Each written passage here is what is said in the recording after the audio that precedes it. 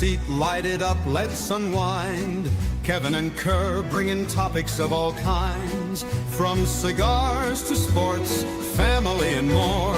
Everyday stories you'll want to explore. So take a puff or ponder away. Join the talk, it's the highlight of your day. Puff and ponder where the sparks ignite. Conversations blazing day or night. Tune in now, let the stories take flight. It's the Puff and Ponder podcast, where we get it right. From fast cars to last night's game, family laughs or today's big name. We've got the topics, we've got the vibe. Stay tuned in and enjoy the ride. So lean back, relax, take a break. Kevin and Kerr got the chat you'll appreciate. Puff and Ponder, the show that's great, where conversations ignite. Don't hesitate. What is going on, everybody? Welcome to the Puff and Ponder podcast, where conversations ignite. Kerr wins the Super Bowl Sunday. Oh, is it this Sunday? Okay, I was wondering. I gotta fucking work, man. Damn it. Yeah, they had the Pro Bowl this weekend. Yeah, that's right. Which is honestly, listen. Now that it's freaking gotten to the point where it's freaking flag football. Yeah, I know. I need a terrible. And I mean, listen. I need a pen. Hold on. Guys, get your pen, Kevin. Get your pen. Then I'm gonna start griping. at that point. Yeah, I mean, especially when you get Shador Sanders, you know. Oh, God. Yeah, and it's trying to save here. They got flag football, and I'm sorry, but listen. I get maybe what's his face from Jacksonville turned it down, but you got Deion Sanders' son and Joe Flacco both played for the Browns. Yeah, made it to the Pro Bowl. Now, Joe Flacco, 10 years ago, maybe. Yeah. No, but between the two of them, they maybe had like 20 touchdowns and 25 interceptions, and if they broke 4,000 total yards or 5,000 total yards together, they're fucking lucky. Yeah, it's become a joke for sure. Yeah, red carpet picture. Oh my God, I remember. Yeah, what's going on, Ray? Multiple times. Stop hating, Ray. I was sexy in that. Hey, I got to share my screen here. We had surprisingly. We had some winners that didn't get back to me on the Cigar Oasis thing. Oh. So I've got to draw. I'm only going to draw this Rumble one more time, and if someone doesn't get back to me, I'm gonna give it over to an Instagram winner. Oh, I know who that is. Sweet Pea. So I know who Alexia is. So right on. So I know who that one. Congratulations, Sweet Pea. All right, we're gonna share the next, and the other one was surprisingly, that was our YouTube winners always Cigars with Angel. So we're gonna pick another one because Cigars with Angel won on a Rumble and he didn't get back to me. So we're gonna do this one, John the Bandalorian. That sounds some kind of like some Star Wars shit right there. That is, Mandalorian. Love it. John B. Bandalorian. Yep. All right, what are you smoking tonight, Kerr? We stopped by the Noble Leaf down the street from our house. They were open during the snow. We did get some snow down here. We got 8 inches of snow. And I picked up the Raíces Cubanos, the Liga de Reyes. Man, that was my favorite cigar. It is pretty good, isn't it? It is really good. And then I've got from this month's Smoke In Cigar of the Month Club, the JFR, the 20 year. and I'm using my my new lighter. I've been using this thing. People make like this propane with like the little pencil torch. Yeah, Man, Ray, you need to get one of these for the for the restaurant. I love this thing. Let me turn down my. Jesus, you spot welding, Kev? Turn it down, you turn it off. Freaking, I'm expecting a loud kaboom. A loud earth-shattering kaboom. There we go. Kevin, I think it's going to tunnel just because you freaking let that thing just freaking blowtorch about an inch into the freaking cigar. I wasn't paying attention. It was the show. I usually do a lot better. So it's actually pretty good. So. Okay. So yeah, back to the Pro Bowl. What a waste. I mean, listen, it was like back in the day they used to have all those different events with athletes where they did the bench press contest. They had all these different events and stuff, and that's all the Pro Bowls turned into. Yeah. So I mean, now I haven't watched a Pro Bowl in years since they changed up a lot of the format. It's still not, or it's not back in Hawaii. It's still at Hawaii. Is it Hawaii? Because didn't they change it for a while? It was didn't they go somewhere else, or I can't remember what it was. They changed it a number of years ago. I don't think so. I mean, I think the Pro Bowl is still in Hawaii. No, or did they change it? Oh, hold on for a second here. The Pro Bowl games was in San Fran this year. Okay. I don't know, man. I honestly, I thought they took it out of Hawaii a number of years ago. See, that's how disconnected I am with the Pro Bowl, because once they moved away from the game, this flag football crap. Yeah. I mean, and listen, as a professional athlete with making the money they make after the season, I understand that it's like I don't want to play in a game and get injured. Yeah. I get that. I do. But again, I think, boy, oh boy, man, the NFL's really trying to. It's almost like they're trying to snatch, defeat from the jaws of victory. I mean, they had a really good season, great playoffs. I mean, the playoffs this year were close. They were tight.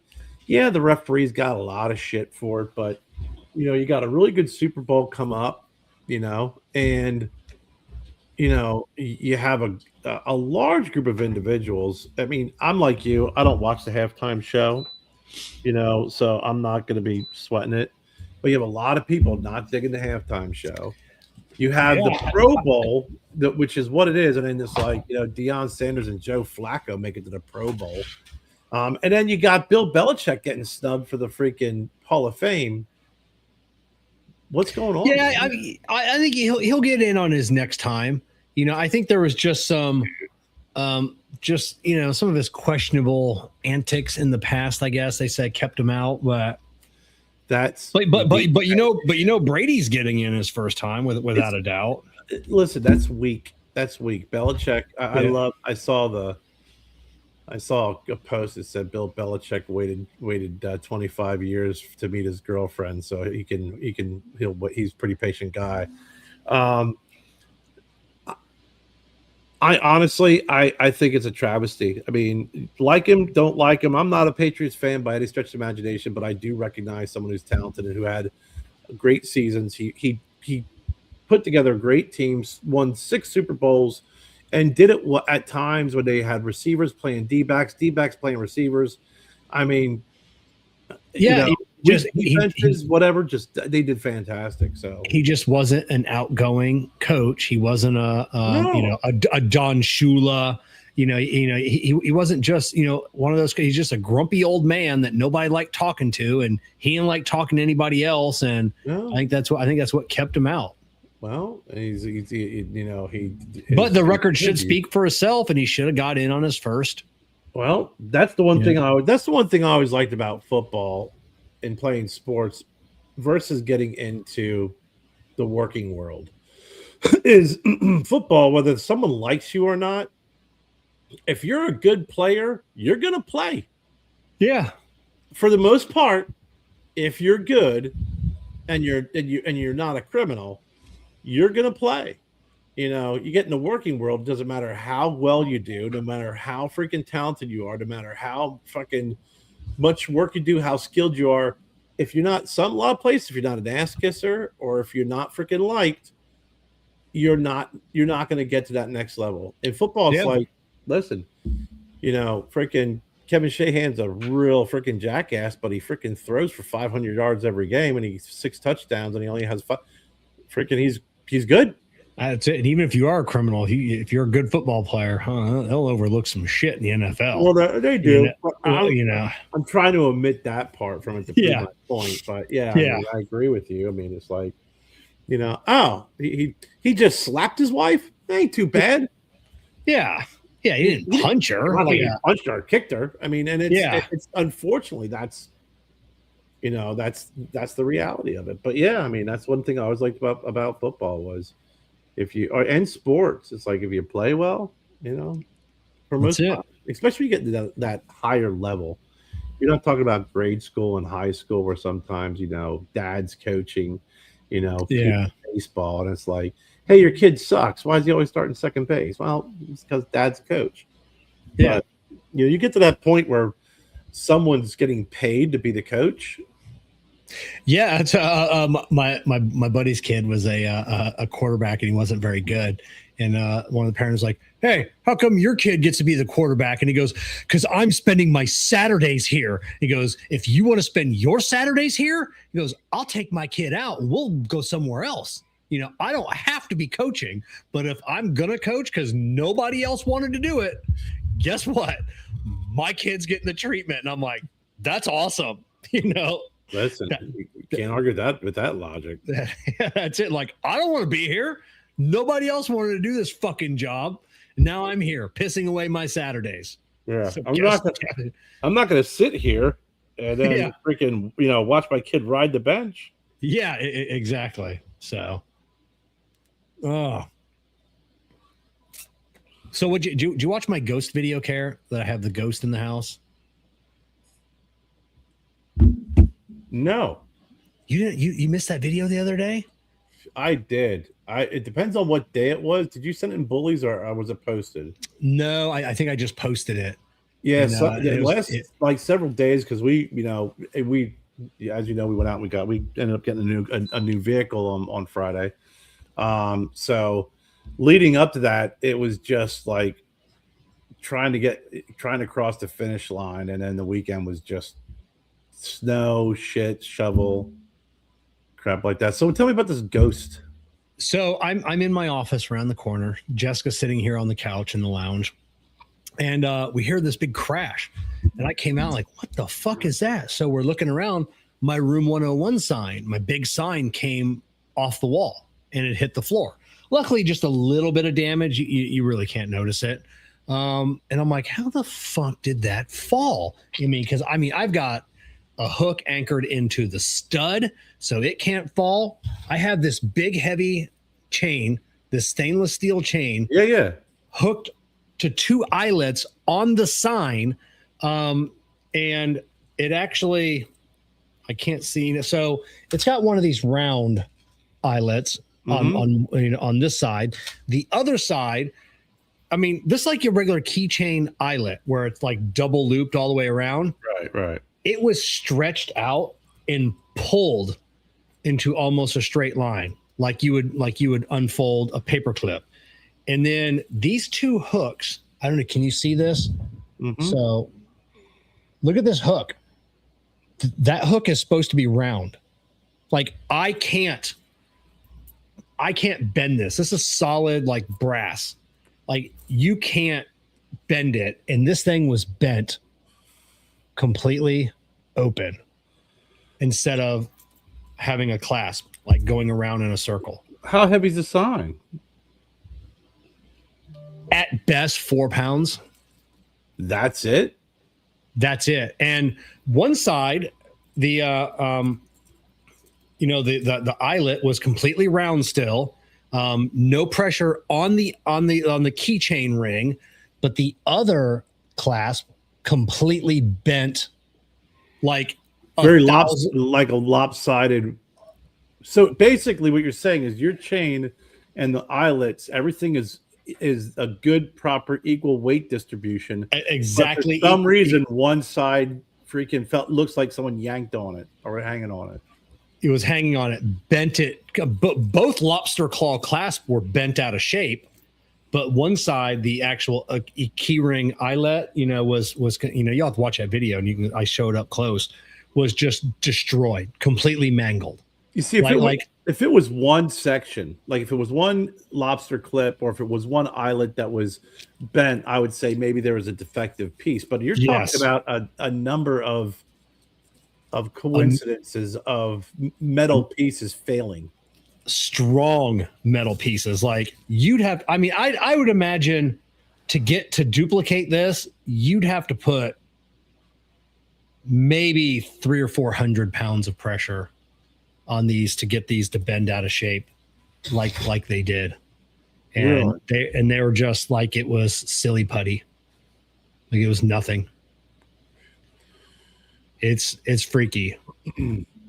It's freaky. And so in that video, I'm talking and I'm just pondering away as I want to do. And it occurred to me that over the last few months, Stella, our pit bull, for people listening, will not come out into the lounge anymore. She lived out here. Skylar still comes out here. Skylar's her favorite place in the whole house. I think she's addicted to the secondhand smoke. Skylar's our other pit bull. And she loves it out here. Stella, she will no longer cross. She gets halfway through the garage, because you go walk through the house and then walk through the garage and get to the lounge here. And she gets halfway through to the garage and she won't come out any further. There's been several times she has come out. She's followed Jessica out because Jessica's had a treat, and she'll claw at the door to get out. She does not want to be in here anymore. But you don't believe in ghosts? I believe in ghosts. Oh, that's right. You don't believe in God, but there's ghosts? Yeah, but there's ghosts. Well, what the hell's a ghost then? If there's no God, there's no soul. What's a ghost? I didn't say there's not a soul. There's so matter can neither be created nor destroyed. So we are all energy. We are all matter. Something has to happen to all of this when we pass away and we decay, and there's nothing left of us that goes, So, but the energy, the synapses, what's going on, Art? Happy New Year. New Year Art. Well, the synapses. So drastic change in weather that causes it to slowly deform into that. So I thought of that as well, but it is climate controlled in here. It never fluctuates more than a few degrees. So there's no way that it could have, and it was cold. So I can see if it was hot and the metal got thin or malleable. But if it's got too cold in here, it would just break. What if Jessica and I had a plan months ago that she would go in there and just every once in a while yank on it to slowly weaken it till it finally fell to freak you out? Yeah. Don't you? Yeah. No. Okay. Yeah, don't you feel the weather in the South has been freaky? No, not really. So see, Art says ghosts exist. So some people, I always under the impression that ghosts can't inhabit new construction. So like I know we have ghosts in the regular part of the house. There's rules to being a ghost. There is. You can't. Well, there's rules to being a poltergeist, and I think that's what some people are saying that I have. But they can't come into new construction. They can only inhabit old things. What's a poltergeist? Poltergeist is like a mean ghost, like a spirit or a demon. An angry. There is no demons since there's no God. There can't be demons. Yeah, that's true. So, but I told in that video that story of years ago.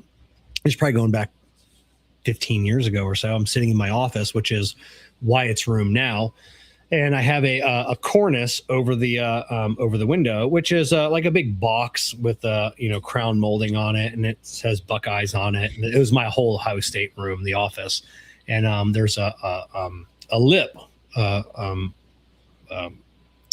the whole top of the cornice, and it's probably about a 5-inch tall lip. And I have like buckets and all Ohio State paraphernalia up there. And one of them I had was like one of the short tumblers, which is probably only about 7 or 8 inches tall. So I'm sitting at my desk typing on the computer, and I hear a noise behind me of something hitting the ground, and it was that tumbler bouncing on the concrete behind me. Well, if you get a tumbler that's only 7 or 8 inches tall, and you got a crown molding lip that's 5 inches tall, it cannot fall backwards. It just can't.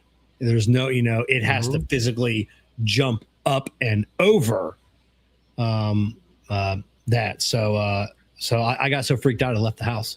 I left for a couple hours, went up the road to the AmVets, I believe, and had a couple drinks or something. But yeah, I left because that's physics right there. That's not even ghost, no ghost. That's physics. An object cannot fall or jump up on its own. Yeah, I thought about that too, Jen. Antiques. Fucking, I got a lot of antiques behind me. Do you think it's the freaking person who owned Jessica's engagement ring is coming back and haunting you? No, I don't think so. You don't think so? I think every time she gets angry, it freaking gets that spirit angry, and the poltergeist comes in. I think that'd be like one of them good, good things that had like a spirit wouldn't inhabit, like, because like that's a good thing in your life, an engagement ring. So but what if it was an angry relationship prior? Yeah, but if you accepted the engagement ring, you probably accepted it for like good reasons. Even if it turns sour afterwards, you'd always look at that and remember the good times. So you wouldn't attach your angry spirit to something that had a good. I guess if you believe in ghosts, you tell yourself anything, because I don't know. Yeah, that's it. But yes, I do have some antiques here in the lounge, everywhere else. So I don't know. It's kind of freaky. Kind of makes sense why Stella won't come out here anymore. She's freaked the fuck out. You sure there's no dead bodies anywhere? You sure that maybe there's not something under the house that you're not aware of, like in the movie Poltergeist? I'm pretty sure. I mean, we've dug up a lot of this property with these last 2 giant additions. So, but yeah, no. But I know there's ghosts in the regular part of the house. So I mean, I know that's the case. I just thought they couldn't come out here. That's what I try and tell myself. When that's what we try and tell ourselves when we see Wyatt, talking just to nothing, to midair, like just looking around, and just like, just. And he's got Down syndrome, so the ghost isn't going to hurt him, even as a poltergeist. Poltergeists have rules. You don't hurt the Down syndrome kids, so he's safe. But I do the same thing after several freaking bourbons, though, Kevin. Yeah, I don't see ghosts. So I don't know. That was my. That's creepy. I mean, I will give you just the way you described it and what you showed. Now I'm going to watch the video because I just saw. If it was one area or one of the metal clasps or connectors that failed, you got it. But when you have a series of them failing and showing extreme stress, that is a little off. It is some sort of tomfoolery around the house. It is a little off. It's just it's a little disconcerting. So I suspect something afoot, something not ghostly. I don't know. I don't think Jessica's got her in her to. She stays pretty busy. I don't think this is one thing. She was going to mess with me. I don't think this was going to be the way she's going to mess with me. All right. Hey, speaking of Room 101, do you know what Room 101 is? What? Room 101? It's in the book 1984 by George Orwell. Is it? It's the ultimate torture chamber in the Ministry of Love, where prisoners face their absolute worst fear to break them completely, symbolizing totalitarian control and the destruction of individuality, famously involving rats for the protagonist, leading to his ultimate betrayal of Julia. Yeah, I wonder if that's where Matt, he's probably said it 1,000 times. I've never asked him. I only found that out today. Okay, and yeah, because I was talking to a friend of mine in college. We were talking about gins, and I said, "You got to try Room 101." She's like, "Oh, like in 1984?" I'm like, "What the hell are you talking about?" And when she said that, I looked it up, and I'm like, "Wow!" They're like, "Yeah, it's a torture room." Yeah, because we've been watching Landman, and I know it's one of the production companies is like Room 101 Productions, and it's obviously not related to Matt, but that makes sense now. From a a novel like that there would From be that several perspective, is like, because when she said that, she goes, yeah, it's a torture room. I was like, yeah. That makes sense. Yeah, that makes perfect fucking sense now. Makes perfect sense. Now I'm no longer curious on where Room 101 got the name. I mean, it makes complete sense to me. But Jen's the weather. I know you guys have been getting some snow. We had flurries, even here in town. We didn't get up because I really didn't care about getting up at midnight when it was supposed to be its coldest and try and watch for the snow flurries. But they had other people in town here take video and saw it on the news. We had snow flurries as far down here as the Gulf Coast. North. Crazy. Yeah, we got a lot of snow. Yeah, and it was freaking gone. It didn't last very long. Yeah, because you guys get a little bit each year, don't you? I mean, just a little. We get a little bit, like some coatings and some snow showers and stuff. Probably the last time it snowed like this was probably, 11 years ago, 12 years ago. I was still working with a pharmaceutical company, and I had a Forester, an all-wheel drive Forester. Yeah, and I had to get out of and no one could get out, and I was the only one who could get out and just drive around. Yeah, they were saying this is like the coldest it's been in Florida for like 11 years or something. So if you're saying like 11 years, so it must have been some cold snap, like 10, 11 years ago that come through. Again, I remember at that time I was working at a bar. No, I was working at Tire Sports. That had been like 16 years ago or so. I remember we had a real bad cold snap. I was working at a bar, and I had them stand up propane heaters, and just to keep people at the bar, I was swapping them things out a couple times at night. I had a dozen of them to keep people warm and drinking and tipping. Yeah. Well, yeah, that was the first house I moved into. It was in Taylor, South Carolina, and that was when we got the snowstorm. And it was before, it was about 11, 12 years ago. And since we moved to Simpsonville, when it did snow, it snowed on the other side of 85, north of 85. We're south of 85, so the foothills and everything get lots of snow in Greenville, and when we lived in Taylor's, we were kind of in the foothills. Simpsonville, there was times it snowed, and my sister would have like a couple of inches, and we got nothing. When we got a new vehicle, we got a vehicle Friday night. Yeah. On the way home, we knew it was going to start snowing. It started, got bad weather, and then the next day, it was Saturday. It was all freaking snow. And we're like, well, let's try the new vehicle out in the bad weather. And so it was all gone pretty quick then. Well, Saturday it snowed all day Saturday, so it was pretty. It was laying on the roads, and then yesterday, I mean, we went out at 2:30 and all the roads were clear. The snow was melted.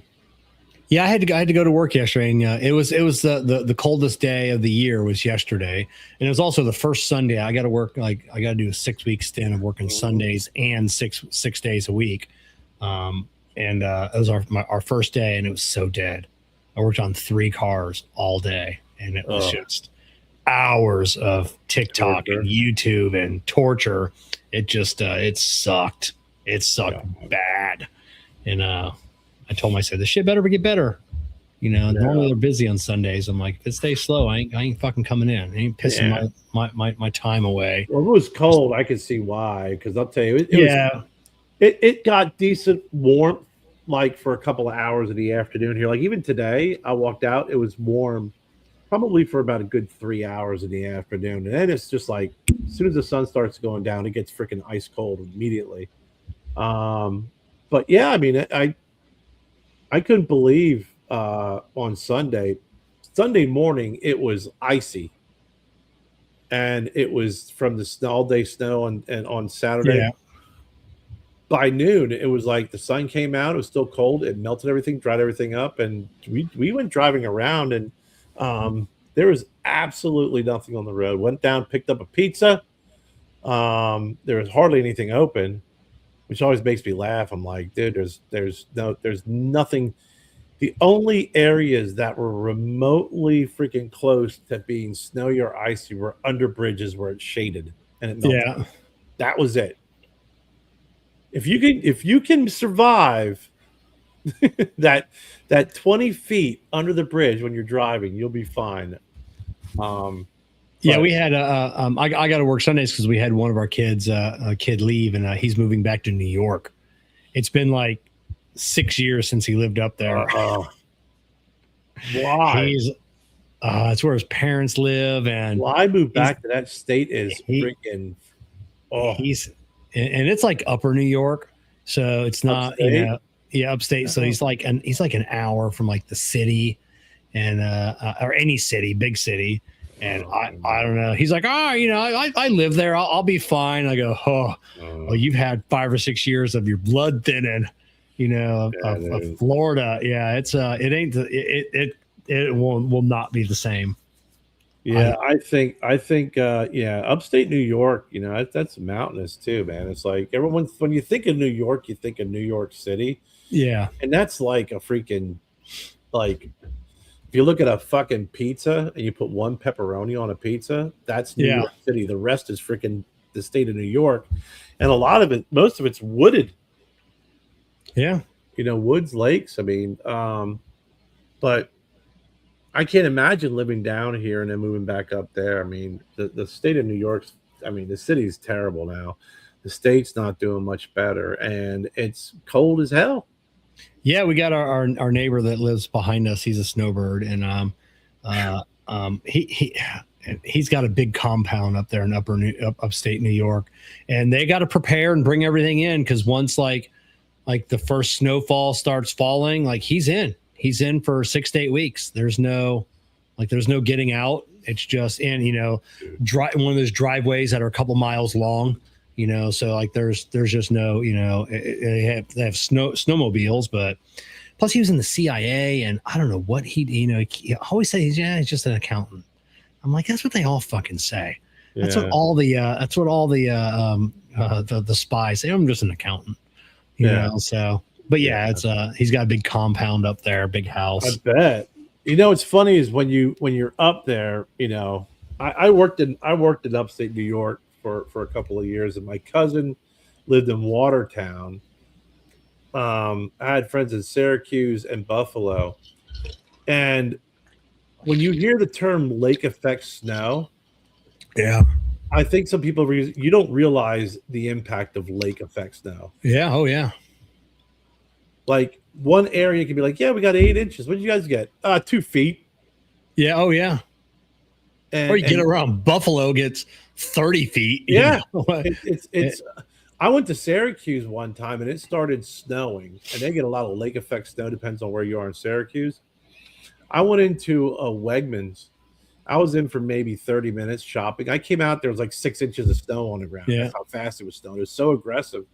But yeah, that lake effect snow will F you. Well, you get Watertown, like when you hit Syracuse, you go straight up, like right along the Great Lakes. It like you said, you have to have a snow machine in order to survive. You're going nowhere. Yeah, it's a friend of mine, Megan. She lives up in Nova Scotia, and she only gets like 6 to 8 weeks of warm weather. It'll snow in June in Nova Scotia. Yeah, no, I don't get why people live up there, but I don't get it either. I mean, you got to really like the cold weather. You really got to like snow. They're hockey family. I guess so, man. Because I'll tell you, you got to be. I lived up in Pennsylvania, 40 years of my life, and dug out millions of freaking feet of snow. And when I moved south and I sold my snowblower, I was like, huzzah, get the hell out of here. Yeah, I was in Boston, 20 years ago for a couple of days for some meetings. I stayed a couple extra days with my friend and her husband, and it was probably, I don't know, like 3 or 4 feet of snow everywhere. Boston in January, late January, and I mean, it didn't bother me so much because I was just there for a few days as kind of a tourist. I'd never really experienced the snow like that before. I'm like, it's just kind of fun. But even after like the first day, I'm like, well, this fucking shit sucks. Like my fucking shoes are wet. My socks are wet. I'm fucking cold. Yeah. It just, oh. Yeah, Jen and I, a couple of years ago, we went, our company used to have holiday parties. And we're based out of we were based out of Northbrook, Illinois. So we'd have a party in the Chicago area. And Jen, we flew in, and prior to the event, there was a big snowstorm morning. So we're like, well, let's get, because Jen, works at the hospital. I'm like, let's get an earlier flight. So we're like, hey, we flew in. We're not gonna make the party. We're gonna try and fly out. We were in a taxi cab, and within 30 minutes they start canceling everything. So we're like, screw it, went to the party. We were snowed in for 3 days. Man, walked around Chicago. Yeah. It was like a foot of snow. I had a blast. It was a really good time.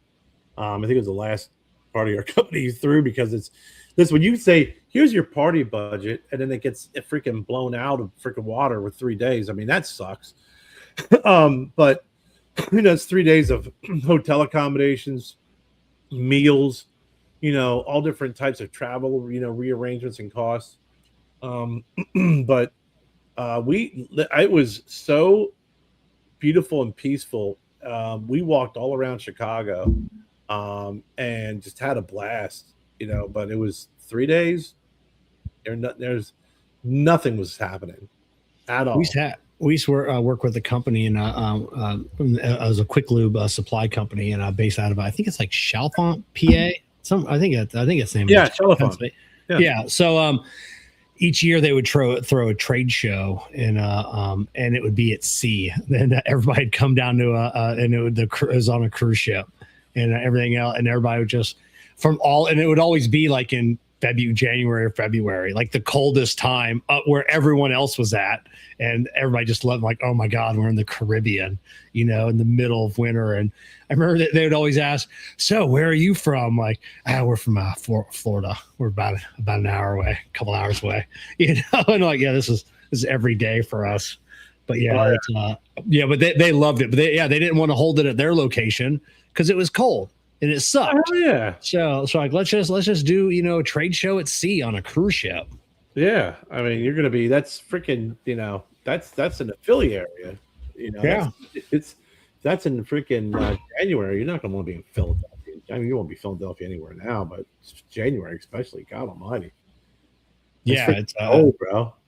Oh, it is. I was up there once to visit my buddy that worked for that company, and it was like December or something. I took Amber up with me, and she went with his wife and his daughter. They went into Philadelphia and saw some sights, and we just hang out and smoked cigars and drank. And it's the first time I ever drove in the snow. I'm like, that was a little weird. If you're not used to that, that could be a little tricky. No, we were trying to tell my niece is 22, and my sister's like all freaked out about her driving in the snow, and her dad. And I'm like, you got to teach her. And I told him, I said, this snowfall we just had, I said, this is the best snow to learn in. It's not, it's not icy. It doesn't pack, it's very light and fluffy, really good skiing snow, right? Really fluffy. It said, no one's driving. You drive on the road. If you slide and you're not going to fucking hurt anything. You're not going to be going too fast. This is the best stuff to teach your kid how to drive in the snow. And they looked at me like I was crazy. And I'm like, you're both from the north. You both grew up in Pennsylvania. You both drove in the snow. Why now all of a sudden are you acting like lifelonger, Floridians going on the snow? I don't know. Is it possible? Should we really be driving in this stuff? It's pretty dangerous. You've lived your life. I told myself when we were in high school and in college, when it would snow like this, I had a Jeep, I had a CJ7. My buddy had a Ford F-150, both of them four-wheel drives. When it snowed like this, you freaking throw the beer in the back. No one's on the road. No one's around. No one's gonna mess with you. Back then, cops didn't have SUVs and 4x4s. They all partnered up in their Crown Victorias that were real drive freaking sleds. So if you drove and they saw you, they just were like, no, what am I gonna do? And that's what we did, because it was 4-wheel drive and we knew what we're doing, and it was the most peaceful, no one's on the road, best time of year. Yeah, and Brian, he'll take the cold and snow over the heat and humidity anytime. I don't know, you just don't, the heat and humidity just doesn't bother me. I mean, there are times like in the shop, like it tempers flare, hey, greetings from Germany. But I know I see these videos of the mechanics with like that are working underneath these cars, and the snow's falling or they're just dripping all over the place. And it's just, I'm like, that is not what I want to do. And then I don't want to work on that garbage year round. I mean, it's bad enough. Like they'll come into my shop and they're like, hey, we got like a squeak or something on the front end. And I get up in the air and I'm like, did you pull this from the bottom of a Great Lake? And I'm like, and I told them, I said, we're not your shop. There's everything. Start replacing everything, and my dad was looking at a car a couple of years ago, because he rarely ever drives, so he just wanted something just to beat around. And my mom drives a newer car, and he brought me like this Toyota Camry that one of his neighbors had, and I popped the hood and I'm like, oh God, I go, look at the rust under here, and I go, this is all you're gonna battle. I go, let's just take the battery here, for instance. You can't even see the bolt anymore. So when you go to replace that battery, that's going to break right off. And then you don't have a battery hold down. I go, that's gone. There's no replacing that. I have to put a self-tapping screw in it. And I go, that's just the battery. Yeah. Like the brakes are going to be that way. The suspension components are going to be that way. You're always going to battle rust. You'll take it in the shop. They'll look at it and like, it's like an additional couple $100 just for us to touch it, because we know what we're getting to. That's if we were allowed to ask, what is your favorite cigar and why? So, Carol, well, listen, since we're puffing while we're pondering on snow, what's your favorite cigar and why? Matthias, that is an interesting question, because they always, the old saying is your favorite cigar is a cigar you're currently smoking. Kevin does a cigar. What was that? You making noise? Can you hear that? Yeah, it came back. All right, I'll be back in a second to talk about your favorite cigar. I will. So Kevin has his cigar of the year. He always comes out with a cigar. I used to do that as well. So favorite cigar, I'm biased. I have the Stogie Road cigars as my cigar brand, and one of my favorite cigars is the Big Tony. It's a barber pole. But the barber pole is a little bit unique because it uses a Habano Maduro wrapper and a Mexican San Andreas wrapper. So it's a dark on dark barber pole. And you really can't see the barber pole unless you look at it a little bit in the light. You can see that one of the leaves are a little bit more darker than the other. And most definitely, you're going to have the Mexican San Andreas is a little bit more rougher, sandpapery, not as shiny. So, and it's named after my dad, so I'm a little bit more biased towards that cigar as one of mine and one of my favorites. I have my classifications of cigars that I really, really like that are my, if you're on a deserted island, what cigar would you want to be stuck with? I mean, I've never met a Padron I didn't like. Those cigars are fantastic. I love the Sin Compromiso by Dunbarton Tobacco and Trust. That is, I got that for Jen's birthday. That was her birthday cigar I bought her, Kev. Okay. But yeah, my favorite cigars is I'm going to go to the Big Tony. It's one of my own, but I do like it. Not only because of the name and the meaning behind it, but the cigar itself is very unique and it's got some great flavors to it. Obviously my cigar of the year this year was the Dunbarton Tobacco and Trust, the Solita Red. But my favorite cigar is one that has a story, one that has a memory attached to it. You know, it's at I'll go in the humidor every now and then. I'll look and I'll see a tatuaje, and it'll remind me of a story of me and Pete or something. And I'm like, oh, that was a good time. And I'll smoke that cigar. It'll be the best cigar I ever smoked. Yeah. It'll be an Alec Bradley. And I remember a time that Bradley Rubin and I were just chatting about nothing. And that's my favorite cigar. You know, just those ones where I look at it and, you know, it's just a great memory of a time I spent with somebody. And that's always my favorite. No, I think that's a great point. I mean, it's not, you know, people have their favorite cigars, but, you know, memories are attached to it. And, you know, you can always, you know, you'll whatever it's a happy event, a sad event, or whatever case may be, if you're smoking a cigar, you'll remember it. Always. Yeah. So he's looking for a commercial cigar. Padron 64. Can we agree on that, Kerr? Padron 64. You can't go wrong with that cigar. Nope. That's it. Nope. That's why I said, man, if they were like, hey, you know, you can only smoke the core line of the Padrones the rest of your life, I'd be like, fuck, fine. They're just consistent, man. That's it. And Matthias being in Germany, I know you can get all the Cubans you want. No, just if you're like Padron 64, just I mean, I could try and think of a list of cigars that you can get in Germany. And you know you can get that cigar everywhere in the world. Fuente, Opus X, Chateau de Real.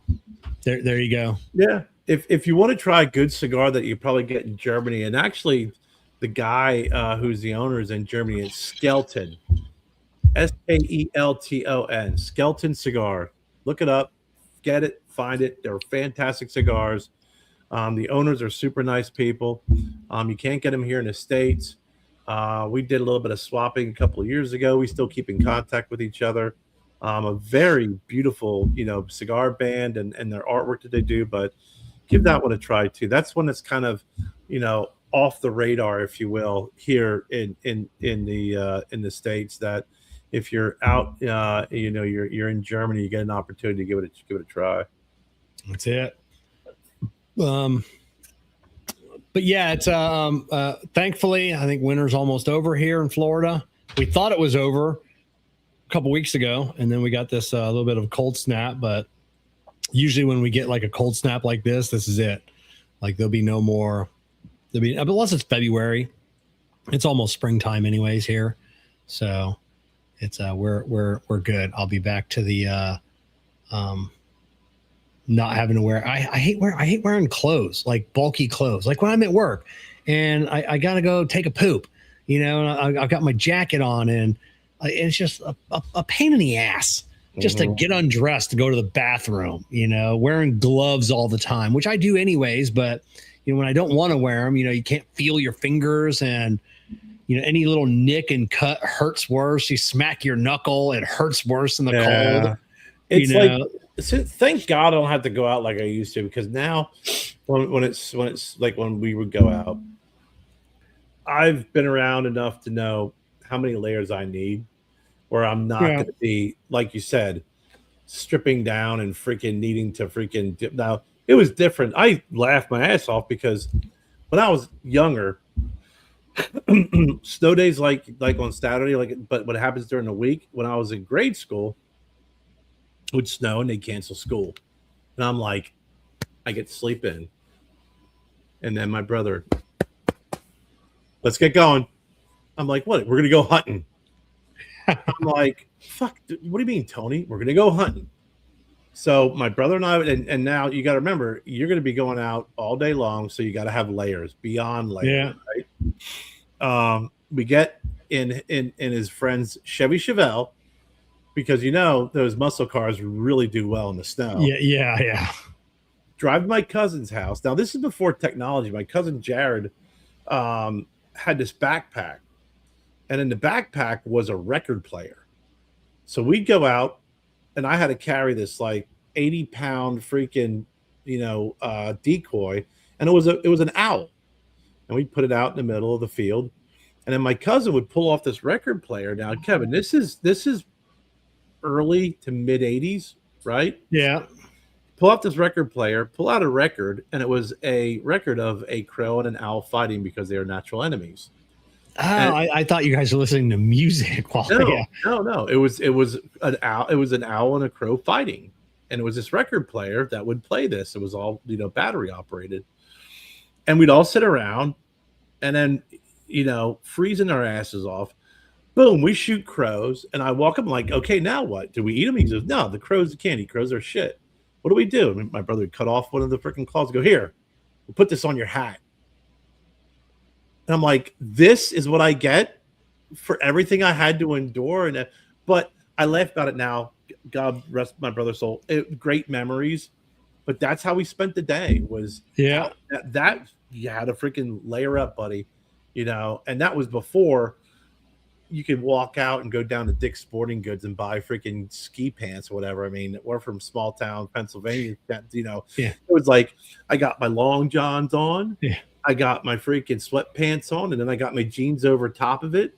That was layering back then. It's Gore-Tex. Like George Costanza. It's Gore-Tex. Yeah.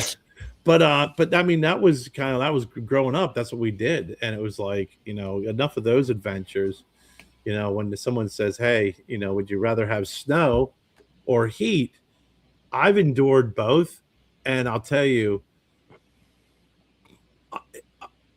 I have never gained weight over the summer months when it's hot and humid.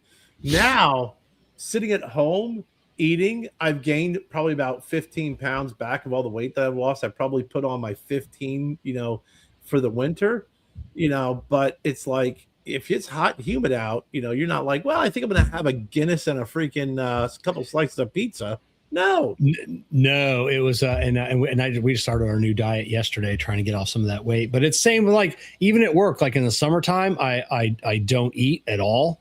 My lunches are very, very light. Now it's wintertime. Like I'll have lunch and I'll bring like leftovers. I mean, like we talked about this, I think before, but I'll eat 700 or 800 calorie lunch, but during the summertime, it's like 200 calories. Yeah. It's some juice and snacking. Something and very light, because you just can't. You drink more water and you drink more water because it's hot. Oh yeah. It'd be nothing. Like we've talked about it on our chat. It'd be nothing for me to drink 2 gallons a day and not piss. Like I get to work, I'll piss when I get to work, and then when I clock out at 4:30, that's when I piss again. Like you just sweat it all out. Yeah, and sometimes it sucks working inside of a car, underneath of a dashboard or something else, but for the most part, all day long, at least we just wear our shirts, pants, shorts if we want, and it's definitely a lot better. Even just working at the house here. It just sucks. I just don't go outside. I'll fill this up a couple of times a day now over the winter, right? Yeah. And over the summer, probably at least 10 to 12 times during the day. Yeah, I have something like similar to that size at work, and it's just twice. I'll fill it up one time, and I know I should be drinking more because I can feel it, but I'm just not thirsty, Well, So now if I get what I would like if I get hungry. If I get like some hunger pains, I'll just I'll chug the water and I'll be okay. Now, if I get hungry, I'm like, well, there's some chips in there. But yeah, Josh, it's easier to cool down than it is to warm up. I 100% agree with that. Even at the shop, I can walk in between cars. I can walk into the office. It's nice and air conditioned in there. Yeah. I can sit down for 5 or 6 minutes, get refreshed, and then go back out, or take a car for a test drive, kicking the AC on, and that's fine. Let's see. Have you tried smudging kit yet to cleanse your area of ghosts? No, I've heard about that. So I may have to look deeper into that. So you're gonna get some sage. You're gonna burn some sage. Kevin. Yeah, I'll do whatever. What do you guys think? I didn't catch the hockey game last night in Tampa. No, it was I know Tampa won, beat the forget who they were playing. JC Newman presented the team with some cigars. So, yeah, I didn't watch the game. I like those. Those outdoor games are pretty cool. The hockey games. I remember when they played in Pittsburgh when I was up in the Pittsburgh area. But I didn't watch it last night. I think Actually, it's pretty funny that they held it, in Florida. And it was really cold. Yeah, exactly. I know. I think I saw like the goalies got in a fight. So the goalies were battling it. Oh man! Wasn't that? Yeah, I think that was the Tampa game. Yeah, it was. The Winter Classic was Rangers over the Panthers in Miami, and in Tampa. It was Boston and the Tampa Bay Lightning. Yeah, Bruins and Lightnings. Yeah. Okay. No, man, I love hockey. I love it, and I would have loved to watch it. We watch. I'll tell you what, Ken. We watched a series, and I really was skeptical about it. And Jennifer's like, I read that this series is hilarious, and we watched it, and I laughed the entire time. And do you know? Have you ever seen Bert Kreischer? Yeah. Oh, his new show. I want to watch it. Yeah. Bert? Yeah. So Bert Kreischer kind of annoys me sometimes as a comedian. Yeah. He's funny, but he kind of annoys me. I do like when him and Tom Segura do their freaking two. Yeah. Fucking hilarious. I tried watching Tom Segura's series and it was terrible. We watched Free Bert, and it highly recommend watching it. Yeah, I just watched the podcast that Bert did with Joe Rogan, and when if Joe Rogan says he likes something, it's usually a must watch or a must see because Joe's got good taste, and he says it was hilarious. It was nonstop laughing.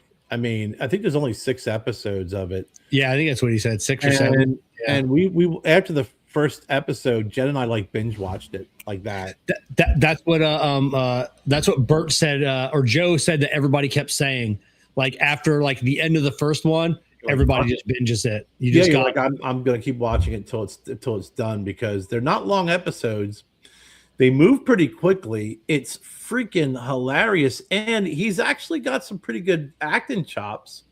Yeah, Well, he spent all that time. He did that Discovery Channel special for a couple of years. So yeah, he learned his how to act in front of a camera. But it was really, really good. The people who played his family, his daughters and his wife were freaking.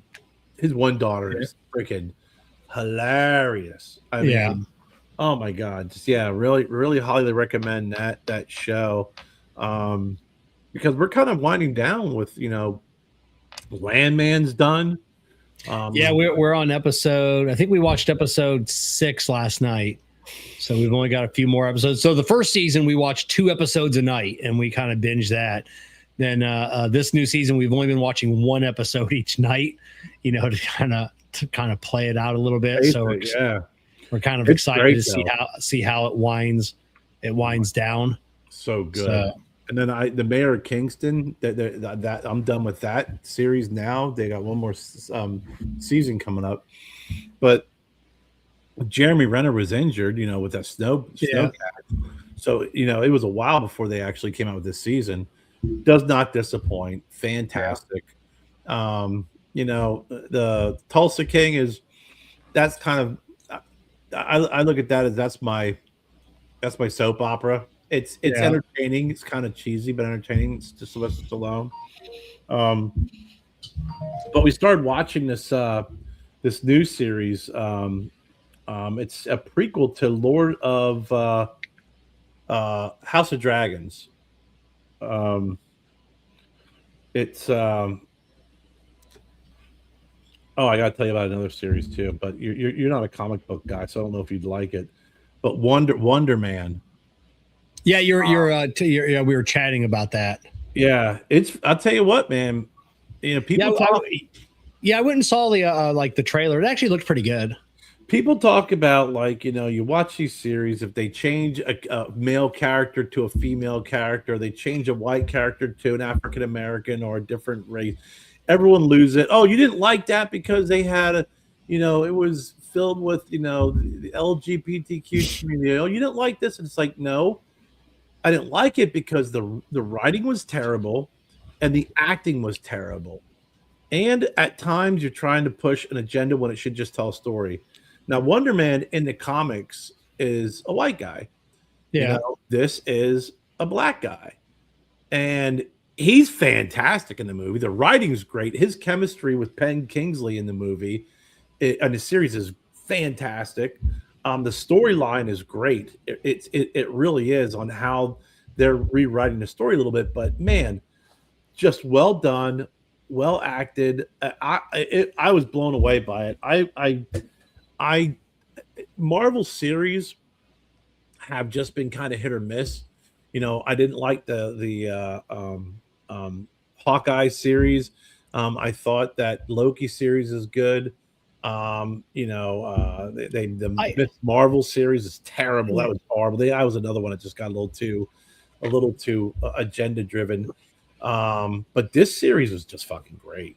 And I don't mind when they change like a character from a white character or black character. No. I don't like it when they make it a woman, or vice versa. Like if I read the book or something like that, and I'm like, oh, this is a dude. I didn't like Reacher because, like I said, they went from a big, tall, strong white guy to a little tiny Tom Cruise. Didn't like that. Little tiny Tom Cruise. Yeah, little tiny Tom Cruise. Did not like that. Like I'm not real happy about the new, like the Harry Potter series coming out when the Snape is going to be, the black guy, and it's not because I don't know that guy, but we just all know what Snape looks like, and if you read the books, it goes into details of what he looks like, and that's not it. He's freaking Alan Rickman.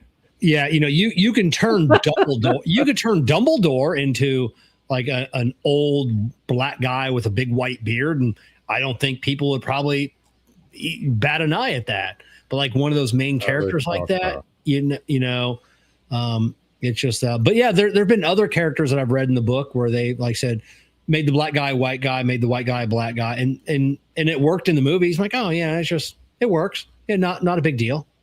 No. Don't care. No, Pelican Brief. Yeah.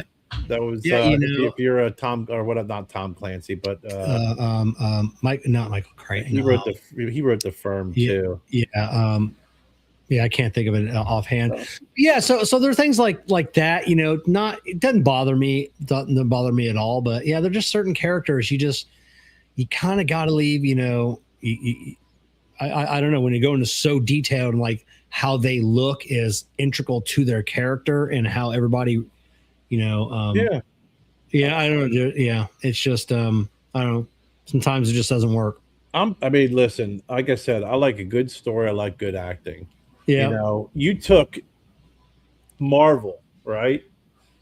They took Nick Fury. So Nick Fury in the comic books was the leader of world. It was him and Captain America. They were all World War II guys. Nick Fury was this white dude with black hair with white stripes down the side of his hair. Yeah. And smoked a cigar. And then they're like, hey, you know what we're going to do? We're going to take that character that David Hasselhoff played horribly in the series, and we're going to cast Samuel L. Jackson in that role. No one batted an eyelash because Samuel L. Jackson's a great fucking actor, and it was great writing. Think what you want about the comic book series. Even now with this new Doctor Doom movie coming out, I'm watching some things about how the certain writers, especially that first couple of phases, how they wrote a story that was a decade to 2 decade long story that they knew that this wasn't going to be a one and done Iron Man. Like, they wrote the story that they knew in 10 or 20 years we're going to come out with this movie, and it's going to be all tied in, and it's going to be like, hey, do you remember when you were watching this movie and this guy walked by? Yeah. Well, that was, and then you were like, holy shit, no kidding. It's all like mapped out. It's all intertwined. It's great storytelling. And even when you watch the Avenger movies, like especially like Endgame and all that stuff, they do a great job of, you have so many like actors on a screen that are big names that had their own standalone movies that did well. and they all find a way to give them all their screen time, and just fantastic dialogue, fantastic writing.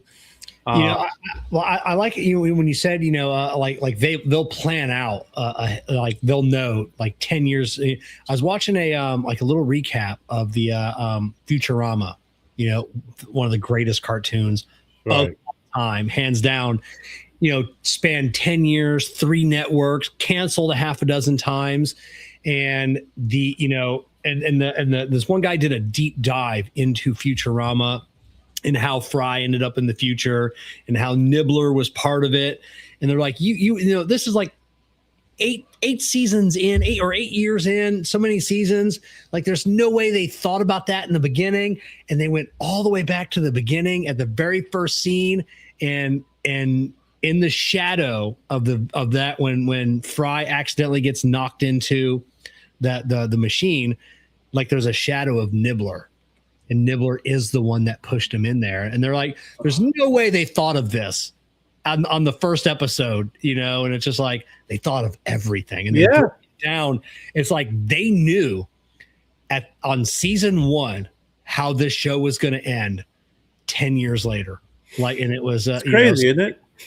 Comics and in cartoons and things like that, and then, like I said, they'll break it down. Like, you remember when this actor walked by and bumped into this guy, and that set off this chain reaction that 5 years later led to this. And it's just like how, and then have that continuity, it's mind boggling.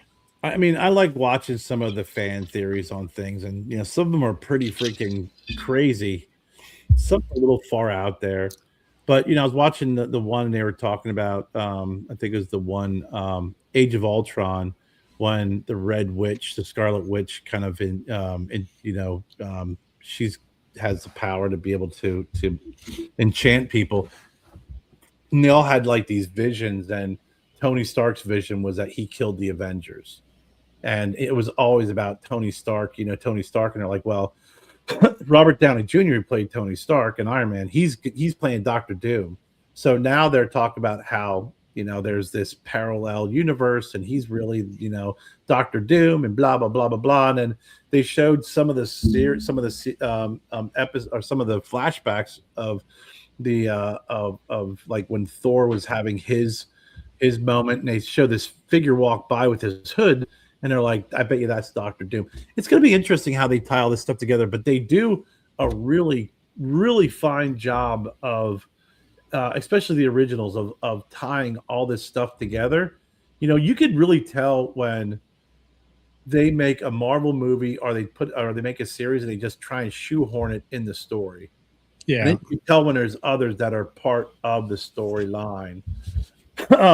Jennifer told me the prequel to House of Dragons that we're watching, or Game of Thrones, is called Night of the Seven Kingdoms. And there's only 3 episodes. We got to watch the 3rd episode. It's pretty decent, a little slow, but it is pretty. I mean, I like the Game of Thrones. Jen and I really got into it after it had its, moment in the sun. So we kind of just binged it and watched it all the way through, and then we got it really into all the different prequels and stuff. But this is another one that we're kind of hooked on because we're running out of series. Did you guys watch Welcome to Derry? Oh, so they are going to come out with another season. They're trying to figure out how to write it. They're going another 30 years backwards. Yeah. So I did read that, and I guess the guy in charge of HBO, and he was being interviewed, and they're like, no, we want to do it. They're trying to figure it out. They're literally writing it right now, and they want to get it down. But then he had let that like a little slip there. I heard that they want to go 30 years further back. So I'm like, that'll be super super cool. Yeah. I mean, you see it when Yellowstone came out, it was a big hit. They're like, well, let's go all the way back to 1883. And then they're like, okay, well, let's go to 1923, And so, I mean, Taylor Sheridan, he had to have signed something with the devil. He had to have signed a pact. That guy come out of the blue and now he's a billionaire. he has every show his name is attached to. 100%. And even his business workings are crazy because he owns like the what is it? The ranch, the 4-6 ranch, and he's like, well, what I'm going to do is we're going to film most of the freaking show on my ranch, so the production company's got to pay me rent for my ranch while I film my show on my ranch. I mean, he had some decent movies, leading up to it, but you read his story. I didn't know he did movies. Yeah. He's actually one of them was let me see here because it's oh sweet Jesus. His story, when you read about it, on how he was getting shot down a lot early on in his career and was getting screwed over, is pretty interesting. I'll tell you what, I will tell you this. I think, again, this is, just my opinion because we don't know the story behind it. But I really think that what put him on the map was Yellowstone, but I think Kevin Costner put him on the map. And I think the way he did Kevin Costner was pretty dirty. But he wrote Cicero, which is a great movie from 2015 with Benicio del Toro. That's a really good fucking movie. It's a good actor, so I'll look that one up. Hell or High Water, which is fantastic too. That's got Chris Pine in it. I think it's got what's his face? Ben Foster, Jeff Bridges. Great movie, really good movie. They're actually going to make a series about that. Wind River, which is a really good movie. It's an unknown movie. It's got Jeremy Renner in it. That's really good. And then he's Those Who Wish Me Dead, which was a terrible movie with Angelina Jolie about a freaking forest fire. Who cares about that one? That was a really bad one. Not a big fan. And then that's when you start getting Yellowstone, and then all the series start coming out. Lioness is another series he wrote. That's Jen and I love that series. Yeah, it's awesome. Yeah, and like I said, and Kevin Costner set him up to get Billy Bob Thornton. It was and which I can't imagine anybody else in that role of Landman. And then nobody else pulled that off. And then to get his dad, Sam Elliott. Yeah, Sam Elliott. Just God. Sam Elliott, I mean, I wish he'd do more Firestone commercials. I mean, I worked for Firestone. Like when I see a commercial, I'm like, I want some Firestone tires, like Sam Elliott will make me buy some Firestones. Yeah. If you get a chance to watch the series Lioness, it's a CIA operative, really good. Zoe Saladay's in that movie and that show, that series. Listen, I know when you see women running around with guns and freaking that stuff, everyone's like, she 1,000% believable. She's a freaking rock star. She's awesome. Yeah. But yeah, I mean, listen, this guy he writes Mayor of Kingston, the other series I like watching. Oh, okay. So you got to figure this guy has written, 1883, 1923, Yellowstone, Mayor of Kingston, Lioness, Tulsa King, and Landman. Yeah, I said he signed something with the devil. He the movie Cicero 2 came out. He's gonna be, he's got the new Marshals is coming out. 1944, which is again is another 20 years after the 1923 series. Marshals is going to be due. And what was the 1923 series about? Dude, let me tell you something about 1923. 1928, there's 1883, which talks about the family first settling in that area. That's their land now, the Yellowstone, right? The Dutton family. Yeah. 1923 is obviously moved forward, and Harrison Ford's in it. Great acting. Another, is it like a Western? Is it the same, continuing that story, or is it? It is, but it's that continuing the same story about their land and people wanting that land, but it's that crazy time of the year where people are riding horses in town while there's cars being driven. That okay. period, right? Yeah, I thought when you said 1923, I thought gangsters.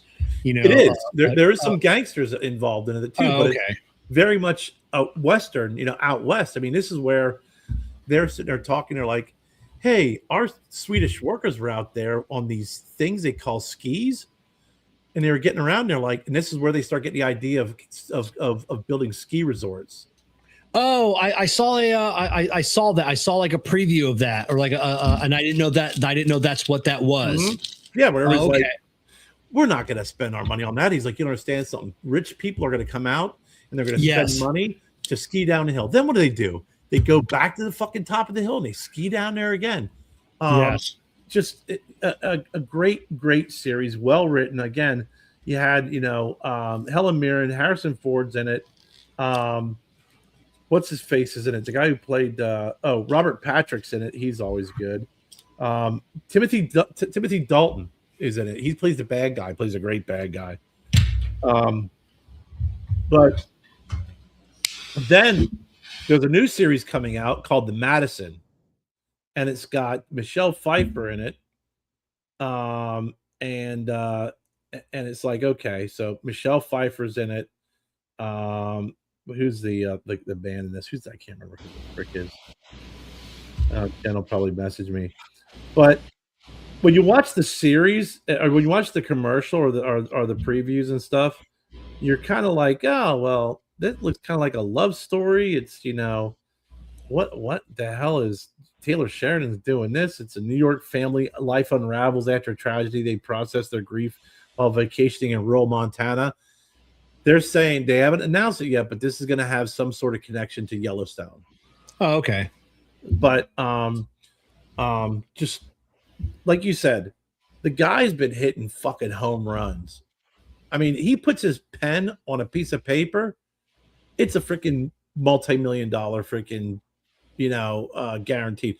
The guy has not freaking swifted a ball in the last and then you get these big name actors that want to be attached to it because they now it's like you had Harrison, like you said, Harrison Ford, you had Kevin Costner, Billy Bob Thornton, And when you hear these actors talk about doing a movie versus a series, they're like, I love doing TV. TV's fucking great. It's easier. And I hear him like on Joe Rogan and other podcasts that Kurt Russell. There you go, Joe. Kurt Russell. I love Kurt Russell. But and they said, for the longest time, like that was, when you told your fellow actors, hey, I'm gonna go do TV, and they're like, oh, is your career finally over? That's what you resorted to, doing TV, and then now it's just it's a 7-hour movie, is what these actors say. Like this isn't TV. This is what we've always wanted to do. We can't tell a story on the screen in 2.5 hours or 2 hours, and get it all down, especially when you're converting like a book or a story, but now we get to do a 7-hour movie, and break it up into 1 hour chunks. It's like that meme that we send to Jessica because she's a binger. Yeah. And it was someone's like, hey, you want to watch a 7-hour movie? Get the fuck out of here. No. And, it's like, hey, what if I break it up into 1 hour chunks and we watch them back to back to back? I'm in. But that's what, she's a binger. I'm not. Like I can, because I'm still old school. Like a show comes out like Landman. Like I could watch, okay, let's just watch one episode every Monday night. She's like, are you a psychopath? And I'm like, well, what? We'll just watch one a week.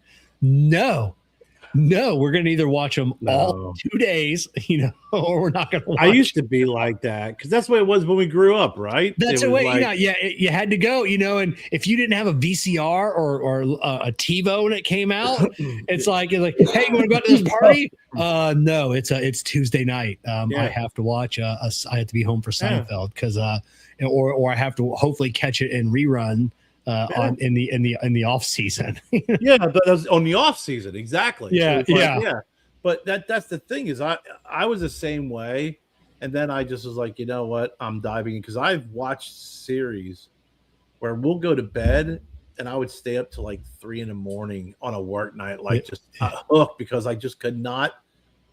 The end of the episode just has me wanting more to continue watching the next episode. I can't remember the first series that she got me on, and this is going back a couple of years. What? I don't even know. But I remember one night, we watched like the first episode, and I'm like, I'm hooked. And we watched like 3 episodes. It's like midnight, and she's like, I gotta go to bed. I'm like, and I look at her, I go, fuck you. I go, you got me hooked on this shit, and I'm like, no, we're gonna stay up. We're gonna watch like 8 more episodes, and you just gave me freaking 3 big bags of cocaine, Jack. So, but yeah, so she can do that. She's a binger, and I'm not a binger. I'm completely content. Depends on the show, because Jen and I we're like, we know like, such and such will release it the night before at 9 o'clock. Like Apple, if it's a Thursday night show at 9 o'clock on Wednesday, we can watch it. Yeah. And we'll freaking watch it. We've been watching The Pit too. That's another good series. Yeah, you're talking about that one. This season's a little, I don't know. Last series, the first series was like I said, ER meets 24. It's his 12-hour shift. It's 12 episodes, an hour long. Just really, really well done. I like Noah Wiley. I think that that's his gig. He plays a good doctor. But this season's been, I would say it's not as good as the previous season, but it's still pretty good so far. But it's just not as good. I think it's getting a little too, listen, man. When you got these series and stuff, they get a little too political and stuff. It's like, man, I just want to be entertained. I don't want to be preached to, Yeah. And I realize that these things are a reality and they are an everyday life thing, and a lot of times that they are introduced and entered into movies and theaters in series because it's what's going on. But I watch TV to escape reality. Right. I want something like, a drama. I want sci-fi. I want fantasy. Mm-hmm. I don't want to watch on TV the same thing that's going on in the news. I don't want a political agenda. I don't want a social agenda. I just want to be lost in something that I know that's just not. I mean, not real. Like Landman. Like you look at that and like, oh yeah, I bet all of this is really happening. This is probably real life, but it's and they marble but they marble some stuff in there. Like the last season, I won't do any spoiler alerts. They marble in some stuff, but I also think that they kind of balance it out a little bit too. Like I loved that scene when the girl goes out to the oil well and she's talking about doing natural energy and freaking windmills. Oh yeah, and then he's got to give her the reality of petroleum, oil. What's it in? It's in everything. Yeah, and we just found out the petroleum industry is who financed the series. Yeah, well, yeah, it's like look at what you're wearing, look at what you're driving, look at what you drove in on. If you remove petroleum from all that, yeah, and depending on who you listen to, like I think they'd said it in the several of the episodes that the biggest thing is they haven't found a replacement for oil, and that's going to be the biggest thing that's going to affect humanity more than anything else because we're so dependent on it. Yeah. And we haven't found its replacement yet, and everybody's saying that we have less than 100 years. But there are like real scientists out there like we realistically have like 500 years of petroleum left. Like they're underestimating. Yeah. Like we have like 50 years of easy oil to get, and like that, and it's and then that's gone. That's gone. Like there's gonna be no more of just putting a pipe in the ground and just sucking out oil. Like it's going to be hard to get, but we have hundreds of years of petroleum. But but it's going to drive cost up. So if we don't have a replacement, so. Then they talk about they talk about like replacement. It's like, do you realize the ripple effect of everybody who, everything across the board that would be impacted by, if you just got rid of the oil industry tomorrow. Oh, because yeah. it's not only just our dependence on oil for fuel, et cetera, et cetera. It's everything, the companies that make the freaking drilling tools, the freaking the different transportation, transporting the freaking the materials. Just people don't realize that if you got rid of something that big, and understanding what's like, well, this person's getting rich off this person's getting rich off that. It's like it is an industry that it's made millionaires out of people that freaking don't own an oil company. They're not invested in an oil company. They just happen to make a really good drill that freaking drills for oil or whatever the case may be. Look at Howard Hughes. His family owned drill bits. Yeah. That's what they did. That's how they got the Hughes fortune. They had the drill bits that went on the end of the drilling rigs. That's how they became billionaires of their times. Right. So it's never the people, in the end user of that product. It's always the people that make the components for, the tooling. That's who makes the fucking money is. And everybody along the way that has some new idea or some way just to even, the freaking steel manufacturers are concrete of when they build these freaking, these oil rigs. It's like, hey, here's my business. I do X, Y, Z, and I'm going to build freaking X amount of freaking rigs this year, and I'm going to freaking, make freaking cash. I never once drilled for oil. I don't own oil. I just happen to be really, really good at what I fucking do. Yeah, and it's pretty amazing. I was going to ask you. This is kind of a conversation within a conversation, but I have to bring this up because I know that you are a big fan of NASA. And they're getting ready to launch this rocket. I know. Fucking abysmal fucking program. Fuel leaks. They got fuel leaks now. Do you see that? Yeah. So when are they just going to be like, listen, Elon, just take it. We want you to take us to the moon, circle it a few times, and then come back. We'll pay you whatever you want. And then he's going to do it. He's going to do it the right way. It's just this. When I saw that headline about how NASA hits these fuel leaks during practice countdown with freaking I thought of you immediately when I saw that headline. NASA is begging Congress, begging on their hands and knees to please put a stop to the Artemis project, the SLS. Please let us stop. We cannot do it. We're $10 billion over budget. We're years behind, but it's law. It was signed into law, signed by the president, that NASA has to fucking continue this project because it was in a bill because of a congressman from fucking Louisiana, that wanted money to stay within his state. And it's just that they're begging, please, will somebody rewrite this to where we can cancel this project and give it to Elon or Jeff Bezos? Like they're literally begging Congress, and they won't do it because it's literally 1,000 companies. I think that's what they said.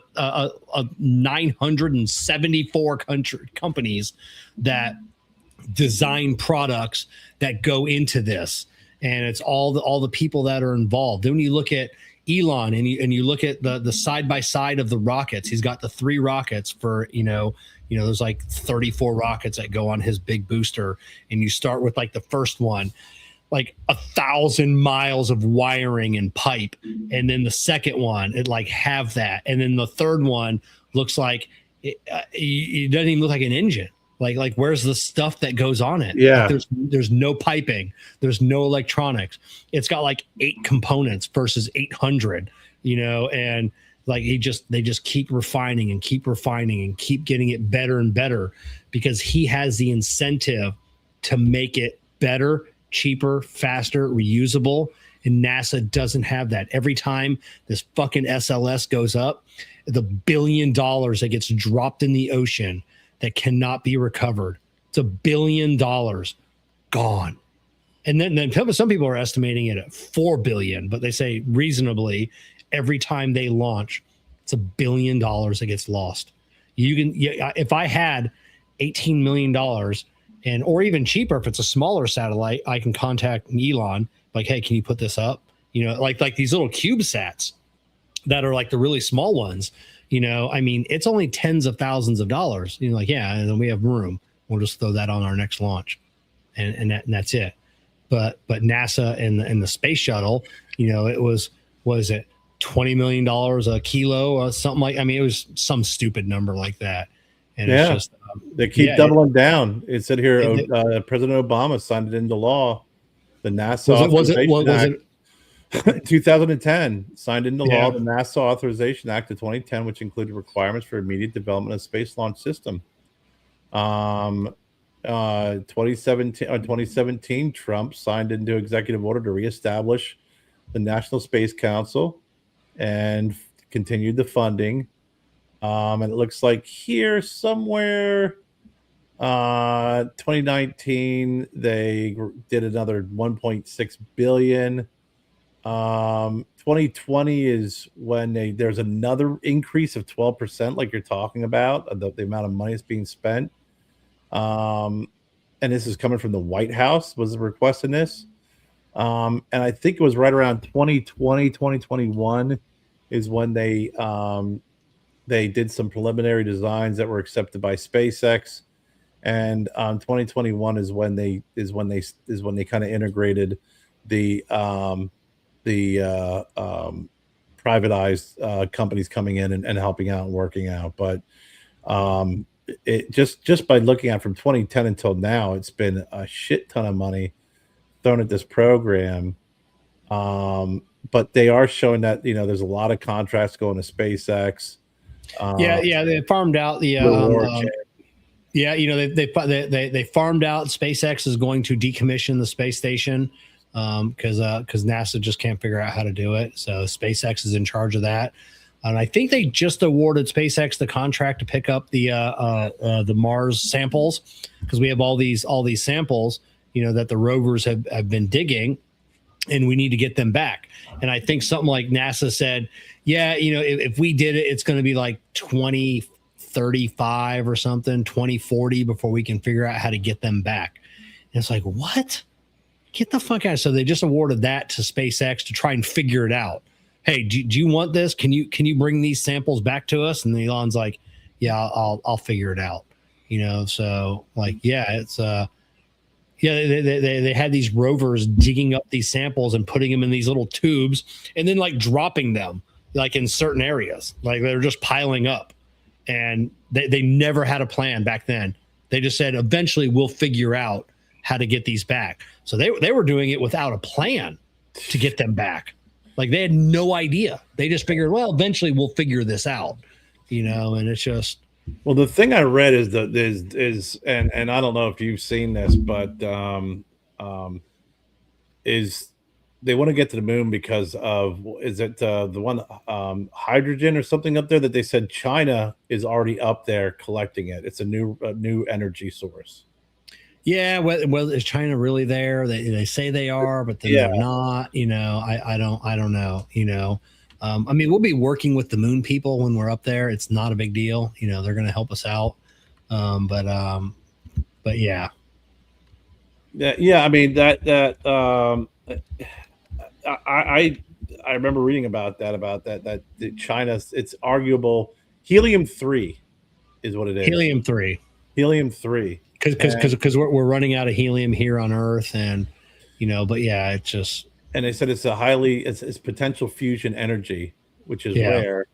And then water ice is located. They said there's other precious metals and stuff like that, but they say it's going to be the moon is a refueling station for getting further out, because obviously if we want to go to Mars, or we want to go to anywhere else. Like we need to take the fuel with us, and that's, we just can't do it. Like we just can't build anything that big to take all the fuel we'll need to get past Mars. So we need we need somewhere, as a docking station to refuel. But if you also find a way to create this, to use this helium-3 as fuel, and you already have it on the moon, you can create a gas station, if you will, on the moon. So that's what they want. Yeah.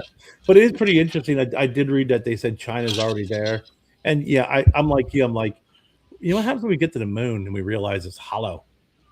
Yeah. Is that where's that helium-3 coming from? Is that just a byproduct from the space station that's orbiting the Earth right now? Yeah. I think it's the second or third most common element in the universe is helium-3.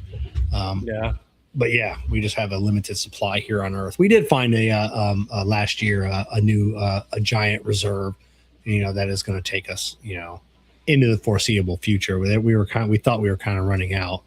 But we did find some more reserves, so we're good for a little bit. But I know. When I saw the fuel leak, I was like, "Fucking Kevin's gonna be like, another $1 billion, several $1 billion, another $1 billion fucking dollars out the fucking window." I wish it was just $1 billion. I mean, it's like I know. They were like, "Oh yeah, originally Artemis 1 was supposed to take off. It was supposed to 2016, but then it got shit canned and pushed out to 2021." And then that cost an extra $25 billion, and that got shit canned and got kicked out to 2026. I just watched an interview. They're talking about the difference between these legacy companies and like Elon Musk. It's like look at what Elon Musk did in 10 years, blew up dozens of rockets and all of these failures, and to get it to perfection, Boeing spent 10 years, billions of dollars over budget, and their first fucking lunar thing failed. Their first one. Elon figured it out by blowing shit up. And all of these legacy companies. That's why I've been watching everything about Lucky Palmer, the founder of Anduril. Have you watched anything with him? No. Genius. Love Lucky Palmer. He's just he founded Oculus Rift and then sold it to Facebook for the billions and billions of dollars, and then started a weapons company and for the government. And he just beat out like Lockheed Martin, all of these companies for the first unmanned drone fighter. Palmer Lucky. Palmer Lucky. He's kind of genius. Definitely. You dive into a couple interviews with Palmer Lucky. I think the one with Shahan Ryan is probably the first one you should watch. But I watch everything Palmer Lucky does, and his and he said just the last one that I watched, he's like, we're different is because we don't take $4 billion from the government with an idea to develop something. He goes, we have factories, we develop these items, and then we sell it to the government. He's the guy you and I were talking about. I just saw he created the Oculus VR, and now they've created those lenses for soldiers. Yes.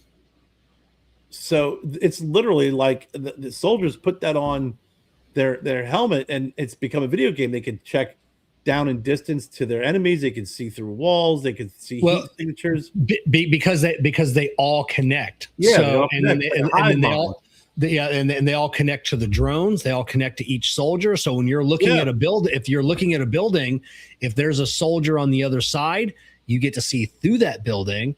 You get to see what the drones are seeing. And then his new helmet that he developed that has all the different attachments on it, for the military. And he's just an absolute insane, insane guy. Just some of the, he has a lot of government, like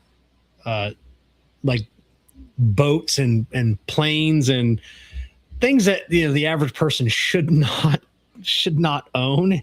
He owns. And and he's so excited. He's like a little child when you watch him. He gets so excited over this stuff, but everything he develops with his own money.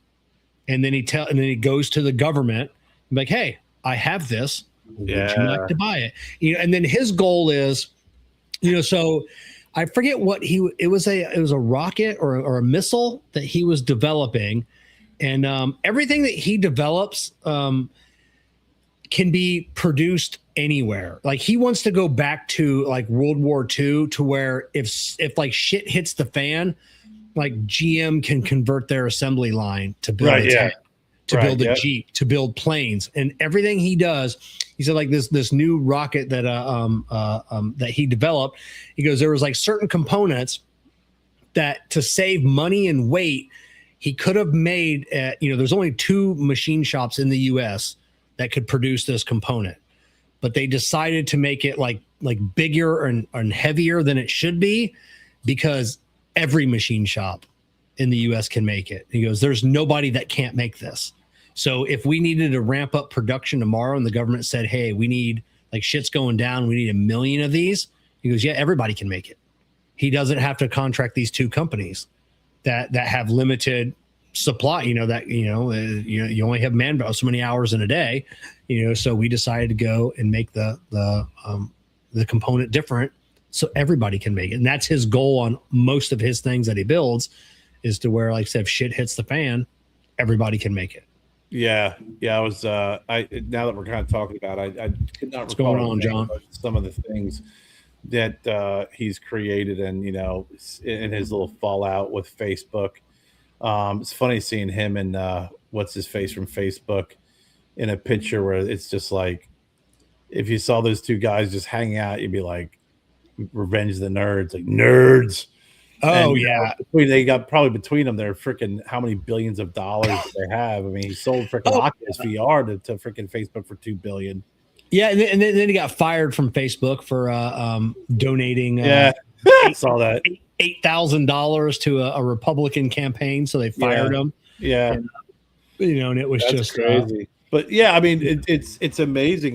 Because I think we were talking about his using that Ocular VR, because Wyatt's always talking about he likes to VR the Ocular stuff, and it's like now he's taking that, and when you implement that into the military. I mean, what we know, what we see on these different TV shows, we're always blown away, and it's like it's probably about 2% of what's really available. Oh, and yeah. The whole thing about the freaking Delta Force going down and freaking getting Maduro and coming back, I can't imagine what technology was used to freaking have that happen. Oh, yeah, without a doubt. Reamer's on here, and he was on KMA this past weekend. Great show, John. And it just reminds you, talking about Oculus Rift, and Abe, this is probably going back to 6, 8, 9 months ago, whatever it was. And Abe has a like an Oculus Rift, like a VR headset, and he goes, when you watch porn on a VR headset, you can't go back. and I'm like, I can't go down that rabbit hole, Abe. It'll snatch your life from you. Yeah, I know. I just go in the bedroom and grab my headset just because, like, where are you going? None of your business. None of your business. I'm gonna go play Minecraft. Yeah, I know. Yeah, it's that's pretty funny. Yeah, it's crazy when you think about it, and you're like, yeah, well, like what you said, I got halfway through the Y-Files, that episode where you're like, we're not going to worry about the UFOs because we're not going to have gravity for 7 seconds in freaking in August. And I was like, what? But is it going to be one of those dates that come and go, like freaking 2012?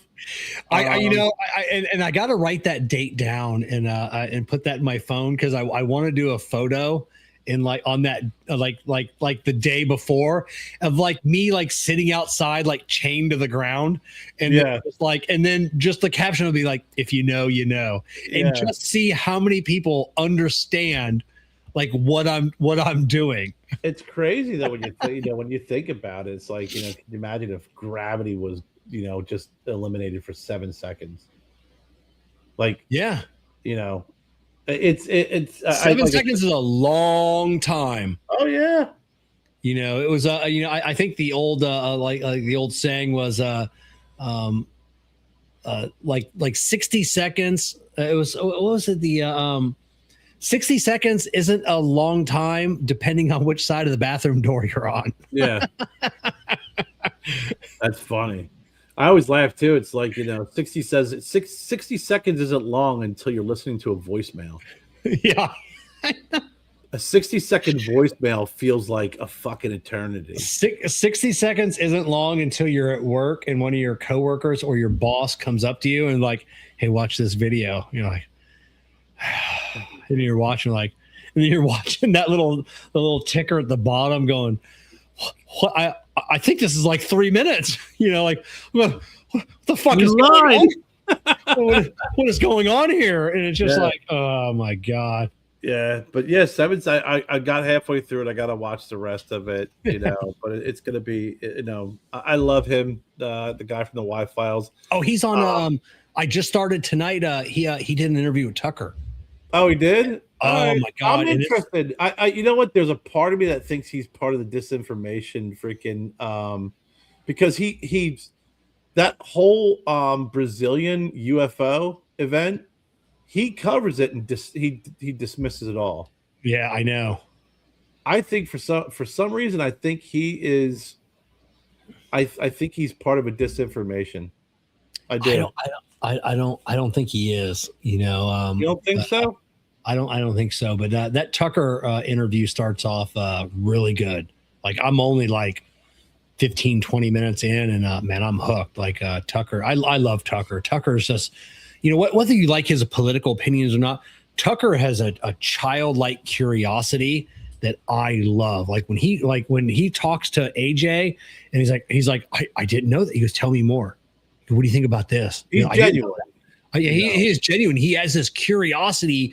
And when he hears something that he didn't know, like he's like, tell me more. I have to know more about this. Like what's going on, and, they were talking about the pyramids and Tucker's like, yeah, it's where like the pharaohs are buried, and AJ's like, no, there never been anybody buried in a pyramid, and he's like, Tucker's like, that's where they all are. They're like tombs, and they're like, no. There's never been a mummy, and he's like, I thought that's where all the mummies were, the pyramids, and he's like, nope, and he's like, what? No, watching the 1950s freaking creature double feature. No. Yeah. So and Tucker found that out, and then Tucker's going down his own rabbit hole now of like, wants to know more and everything else. And that's hilarious. I gotta watch that. Yeah, I like Tucker Carlson. Always did. I also know that Tucker, you look at him, you're like, oh, there's a nice little geeky guy. His younger days, he was a party guy. Oh yeah. Tucker's Tucker definitely is. You put him on a polygraph and from some drug testing, he's not going to come through and freaking pass. I know that, but he definitely comes across as being very genuine about things. Again, who else I really started liking? I liked him, then I didn't like him. I'm starting to like him again because I think at his older age he's starting to freaking connect the dots as Bill Maher. Oh yeah. I liked him when he was younger because I thought he was very funny. But then he got very arrogant and very, just very tunnel vision, and he got more involved about the whole Bill Maher thing. And then something happened where I think he kind of got a little dose of reality, and I still disagree with a lot of what he says, but I do appreciate his thought process and his approach, even if it's stuff I disagree with. I do find him entertaining. I do find him funny. But man, he went through a stint there because he was talking about the Golden Globes, and he's like, Ricky Gervais, he told us all a couple of years ago, but no one listened to him. I mean, no one cares about your opinion. He goes, and I got nominated for a Golden Globe Award, and everyone cheered. He goes, and it's going to go right there with the 33 Emmys I never won. and he kind of pokes fun at himself now. And I think a lot of things changed when he really got shit on and got a lot of pushback from the left, is when he went to the dinner with Trump. And that's when he really got pissed off, and you heard him talk about on several podcasts, like he was mad. He's like, our president of these United States invited me to dinner. He goes, I'm not going to go. He goes, who the fuck am I? And you heard what he said about that. The biggest part the one thing he said about that whole process, because I think he's kind of like the guy who's like, hey, I may not like you, but I'll talk to you. and we could disagree, kind of like the old school, politicians. You could disagree but not hate each other. And he said, I supported and donated money to Clinton's Obama. He goes, I never got invited to the White House once. I never ever was invited. He goes, this is a guy who I trashed on a regular basis, and I get invited to the freaking to the White House. He goes, and he was fucking nice to me. Yeah, they talk about Bob Ritchie, what is it, Kid Rock? Like Kid Rock's playing the piano in the White House. You got Dana White just hanging out, and just like these are just like regular fucking not regular dudes, but these are really like regular dudes and just hanging out. Like, yeah, this is the kind where we hang out. It's kind of a cool place, like the White House. Like Trump's cool guy, And he brought in the freaking all the insults that he freaking called Trump, and he signed him. He said he had two. He had him sign one, and Trump kept one, and he said he signed the other one. He's got hanging up. Yeah, again, like him, don't like him. I don't think we're here to discuss the political leanings of an individual. I think if you have a situation where you can sit down and chat, and he said he sat down, had a good conversation. He said, I still disagree with a lot of what he does and what he says. He goes, but the guy invited me, and I went, and we had a good conversation. He goes, and I was really surprised by that. And like you said, when you have people that just went after him, and it's like, why? Like, why would you come after me? And then I think that's when it clicked, where he's an old school liberal. He's an old school Democrat, is what he is. Yeah. And doesn't veer too far from that to get in line with whatever's going on. And there's a lot of folks that are old school Republicans that are like that. And when you had the Tea Party come out and you had Trump, a lot of those old school Republicans just stayed the party line. And what's funny is back in the day, it was like you really couldn't tell. There wasn't between Democrats and Republicans. It was always that, hey, you're in charge. Okay, now I'm just going to freaking be pissy about it. And then eventually we're going to be in charge, and then you can be pissy. And at the end of the day, we all made money. Yeah. We made money because we all can hang out. We can all get along. And at the end of the day, we're all going to make money. And then if you have anybody come and disrupt that freaking that situation, it's going to piss off a lot of people. Yeah, I was just watching an interview with RFK, and telling like who's got like the worst eating habits, of like people in the White House. And he's like, Trump. And he goes, that man's puts more chemicals in his body, and people complain about when they're when they're on Air Force One, because they can't get a salad. It's always McDonald's. It's always fast food. And he's like, and he goes, I don't know how that man is still alive. No, I was just dying laughing. RFK can't convince him to stop putting this garbage in his body. He's an old man in his ways. And RFK is like, hey, what we're gonna do? We're gonna spend a couple $1 million, and we're gonna invest in these areas at an airport where you can exercise. Yeah. Hey, how about you don't do that? Yeah. How about you don't spend that couple $1 million? Maybe just send some money back to the freaking, to the taxpayers. And I don't want to go through an airport where someone's doing freaking chin-ups and getting all sweaty before they get on a fucking airplane and sit next to me. I know. You want to make airports freaking better? Freaking take that couple $1 million and freaking build smoking areas where people can go smoke and have more drinks and relax before they get on an airplane. I got a push-up center, and okay, great. You know what? I did my freaking chin-ups. Now you're gonna sit next to me on a plane. You're gonna be sweating. You just did your freaking workout before you got on the plane. You're gonna be breathing heavy. You'll be asking for water. I just want my scotch or my bourbon, and just stop freaking breathing and sweating on me. That's it. At least we've laid off him. We haven't. There's been so much other in the news. At least he's trying to make us healthy with all the chemicals and dyes. So I think he's doing a good job at that. So, but I don't know. We haven't heard about him in months. I know. Well, ICE has been freaking. I mean, I know. ICE. We have a nice thick layer of ice over top of all the people, the Elons who got shit, the fucking RFKs.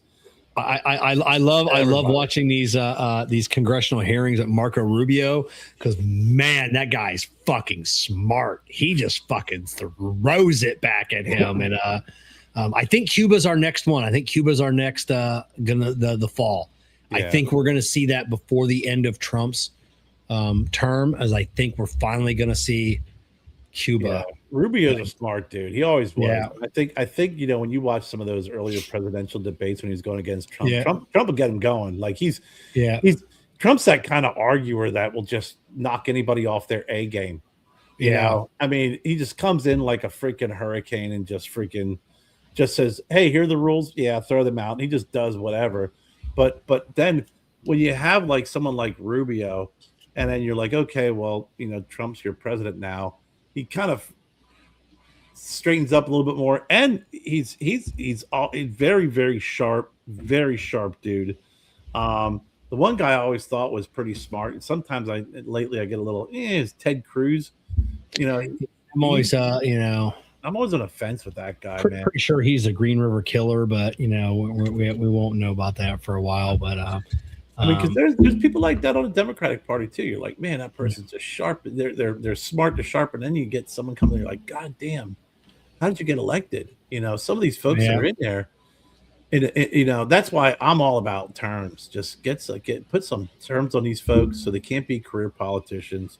You got freaking people spinning in and out of there. If you got your person who's voted in, they just happen to be in the moment at the time, they catch fire, they catch wind, they're saying the right things, they get elected.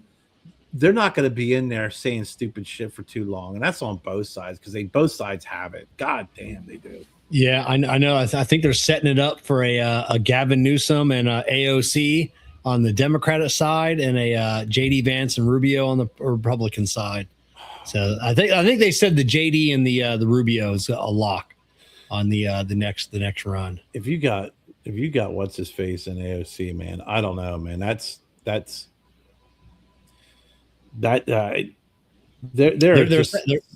saying if he decides to run, there's an 87% chance he's gonna that high. Yeah, they say it's almost a lock. If he decides to run, they say it's almost a lock that he's going to be our next president. Really? Yeah. How is that? I don't know. Who is they? They, as in the polling, and then but then you can can you listen to pay attention to polls? Can you pay attention to the mainstream media? But but he's setting it up. He started his podcast. Who's the first person he had on his podcast? Was it Tucker? Was it he really had a bunch of folks in there that you wouldn't think they would have on there. That is, and they're saying he's learning how to debate them. Is what his goal is. He's having these people on so he knows how to debate them going in. So he knows what the right wants to hear, and that's what he's going to say. Because I'll tell you, I've listened to some interviews with him, and I'm like, man, this guy, like he's, if I didn't know how shady he was, it's like, man, like I could almost see myself voting for him. And I caught that a couple of times. I told that to Jessica, and I'm like, man, like, I could almost see voting for him. Like he, but he's a politician's politician. He's charismatic. Yeah. Good looking, and he knows what to say, but I think if he gets pushed and gets challenged below that surface, it could unravel pretty quickly, because and a lot of depth to and again, I've followed him for a while, and even my old manager, we're good friends. She lived in California, and she used to talk about him, and he had a really good run and was doing. I mean, he was very popular, and then just kind of fucked up a lot. Took a step out, like you said, came in doing his podcast, but I don't know. Listen, the American voters have short memories, man, and it's hard to believe how short the memory is when you have so much video and so much evidence to counter one's belief. Yeah, and he's got a lot of skeletons that are going to come back out. When like the homelessness, it's the high-speed rail, it's the he exempted his companies from the minimum wage. you know, when you hear him talking about, you know, and he's like talking about this or that, and he'll be like, you know, compared to Florida, we're this and this, and or when you compare us to this, and it's just like, hey, that's not the question we asked, you know. Right. You know, but like you said, he's a politician's politician. He knows how to spin it and just keep talking, and you know, you just don't get any more time in. That he does, and you know, it's like I said, he is definitely he really reminds me of the Democratic Mitt Romney. Yeah. You know, but a little bit more looser, you know, like when you see him in jeans, you're like, it's not believable. Yeah. Oh yeah. You know, it's just not. You're like, yeah, they're a little too blue, they're a little too straight, you know. Yeah, you know, it was like when you saw JD Vance on last weekend with Theo Vaughn, and it was like yeah, like he was like in jeans and like a shirt, and he's like, yeah, I can just see that's just JD. He's dropping like the F-bomb, talking about cocaine and whatever else, and it's just like, yeah, like that's just him. That's, you know, believable. But there's some folks who be like, you know, like you said, you put Mitt Romney in jeans, you're just like, I don't know, dude. Doesn't work. Yeah, no, doesn't work at all. You know, and like putting Trump in jeans and a a polo or something. It doesn't work. No, it doesn't. It's not believable. You know, the guy who I like from the Democratic side, he's on Fox News, but I do like watching him, and I've seen him before, is Harold Ford Jr. He's kind of like that again, that old school Democrat who says, here's what my party is, here's what we believe, but very, very level headed. You know, he just doesn't jump off the deep end in a lot of areas, and you know, he's definitely he's scary smart. He doesn't sit there, because there's a lot of people who equate intelligence with volume and opinion. You know, yeah, if I have an opinion, if I say it loud enough, that makes me smart. It doesn't. You know, it's these quiet folks that freaking just are snipers with their freaking facts and their words that are definitely the ones that always impress me. And he's very much like that, not only when it comes to arguing against, you know, a Republican or someone who's a little bit more right leaning, but also when it comes to shooting straight down the middle and not leaning more towards one way or the other. Interesting character. If you ever get a chance to see him. Yeah, I'll have to look him up. I'm not familiar. I mean, maybe if I saw him, like I said, I would know who you're talking about. Just the name. The name is eluding me. He's a sharp dude, and just he's one of those guys that are like, okay, you know, it's like you said, it's Newsom. If you didn't know his background, his history, you could see yourself voting for him. I told you, when I first moved down here, I was sitting in a restaurant, and Jesse Jackson walked in. Yeah, he's from this area. He came over and said hello, and I was like, shook my hand, gave me a hug, we kind of joked around a little bit, and he walked away, and I go, I think if I spend another 5 minutes with him, I'd vote for him. Like, he was that instantaneous, freaking charismatic human being that just made you feel comfortable. And it's like, I just spent a minute with him or 2 minutes with him, and I was like, I like that guy. I want to hang out more with him. Exactly. So, all right, we'll wind down the show. So we got day one of our diet care. We're doing well. We got day one. We're on. We picked the shortest month of the year to start our new diet. Jessica and I both did good. Yesterday was my first of my weekly 24-hour fast. I did well. So when I eat my dinner at 5 p.m. Saturday night, since I have to start working Sundays, and it's such an odd time since we have to go in the shop later and we get out earlier, I figured, I could skip a meal, and it's probably not going to be that bad. So I did my first 24-hour fast. Super easy to do. Jessica, she actually did. I got her, because I'm doing the 18-hour fast. And then I told her she only has to do like the 12-12, and she did like a 17 on her first her first day. So my my goal is to lose the 20 pounds that I gained since around Thanksgiving. That's a tough one, man. I tell you, it was like after my birthday in September, I started creeping up, and now I leveled off. And that was my goal. Is I'm still doing my my fasting. I just don't eat as healthy as I did, but I leveled off, and now I got to pull the trigger and say, okay, I got to get more disciplined, because once I eat my dinner at night, I won't eat until lunch. Like today, my first meal was at noon, and I think I ate dinner last night. I had a little bit of snacks in the evening, which I'm trying to not do, but I'm done eating at 5, 6 o'clock at night. I won't eat till noon the next day. Yeah, that's what I made it a point last night and tonight. We had dinner 4:30, 5 o'clock. I'm a snacker at night. I like a big glass of milk at night, so just nothing after dinner, and we'll see how it goes. I did order some protein. I was watching Mike Rowe. Mike Rowe's got a great podcast, and they're short. Each episode's only an hour and a half. He doesn't do these 2 or 3 hours. And he had on I forget the actor. Who was the God? No, I'm gonna, because it's gonna drive. He's done an absolute shit ton of movies.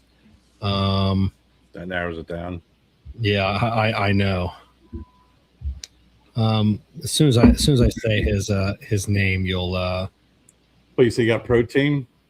Yeah. He started a protein company. It was not James Wood, but I think I know what you're talking about. I think I've seen the protein company too.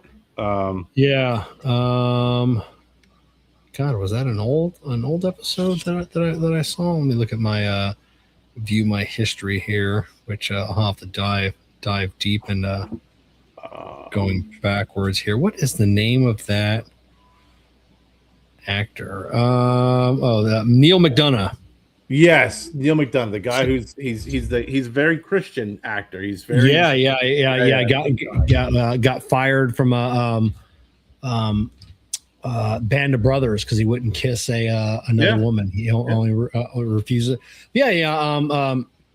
It was like a friend of his or something started like a protein company, and it's got like all the vitamins, collagen, like everything else you need. And he's got Sylvester Stallone's brother. Is on there, and it said changed his life, changed just his physique and everything else. So I just ordered that. That should be here tomorrow. So now you're gonna do that as a meal replacement? Yeah, I'm gonna do that as a meal replacement. Because I remember with Corey Gregory, he does that fasting diet, which is where I picked it up. But his meals are all protein with good fat. But if you work out in the morning, if you lift in the morning, you can drink a protein shake and it still doesn't count against your fasting. Oh, okay. Like a post meal. Like, so I used to get up, after I'd get up 6 o'clock in the morning, 7, lift weights, do a protein shake with just protein and water. And that was perfectly fine. It didn't count as a meal, and your body still maintained that processing and the benefits of fasting. And then the next, actually, I found out I would eat later in the day for my first meal. But that he's in Tulsa King, and I think he's been in a couple of Taylor Sheridan stuff. I mean, he's been popping up here and there. He's a good actor too. Yeah, great actor. Yeah, Jessica, she switched off for her fasting because I told her she can have coffee in the morning, black coffee, no sugar or anything else, and it doesn't break your fast. Right. And she switched to just hot water.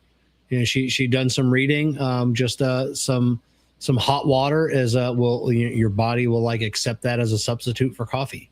And it's just a nice cup of hot water. I'm like, well, I'm not going that. Like I'm not switching my ice cold Diet Coke for a glass of ice cold water. I can tell you that. When I wasn't drinking coffee in the mornings, when I stopped drinking coffee for like several months. I just wake up in the morning, drink water. And even now with fasting, I found I had more energy not drinking coffee and not eating in the breakfast in the morning. I had more energy that day.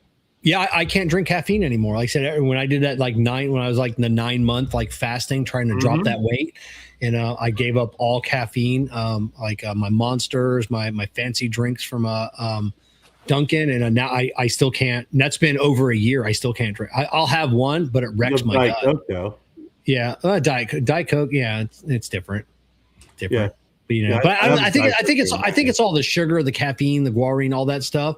Yeah, and every now and then I still want one. I like once a month I'll get I'll drink a Monster, or I'll drink grab something from Dunkin' or Wawa, and it's so good. And I just know for the next 6 hours I'm gonna be on the toilet like 5 times, and it just wrecks my gut. It's the crashing though too. I mean, it's like it is. You plummet so hard after that. I've gotten better now with coffee. I'll have I used to drink a lot. Now I'll have, I'll fill up a tumbler, I'll have a cup of coffee, and I generally won't finish it. Like on the weekends, I'll, a little bit different, but I won't finish it. I'll have a couple, a normal cup of coffee, where before, I'd have this thing filled up with coffee, and I would drink 2 of these. Now, there's still stuff left in here from this morning.